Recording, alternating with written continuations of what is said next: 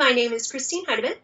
I live in Pine Mountain Club, California. I am 39 years old. I am a customer service agent for AAA. I was born and raised in Northeast Kansas, the pretty part of Kansas. Now living in Southern California, pretty much a recluse.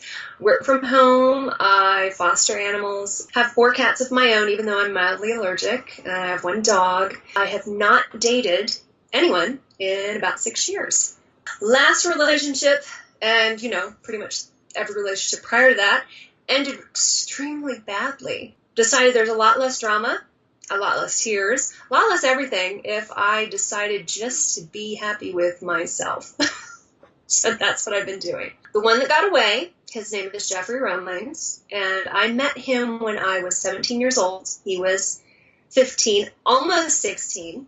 My girlfriends and I were cruising the route one day after school. We were screaming at all the cute guys, and there was this really cute guy, tall, dark hair, dark eyes, standing on a street corner waiting to cross. And so we scream at him, and he gives us the go-around signal. So we go around the block and, start chatting him up. We ask him to get in the vehicle with us, and we go cruising and get to know them. And, it was kind of like love at first sight. He was a skateboarder, and I was all into the skateboarding. He had us come by his house. He showed us his half pipe. He skated for us. I was completely smitten at that point. We got on each other's nerves. We pushed each other's buttons. We yelled. We screamed. We always made up. And, it was just phenomenal. He was my first boyfriend. He was my first kiss. He was my first love. He was everything. He set the bar for everyone after him. When I was 19, I became pregnant with my son.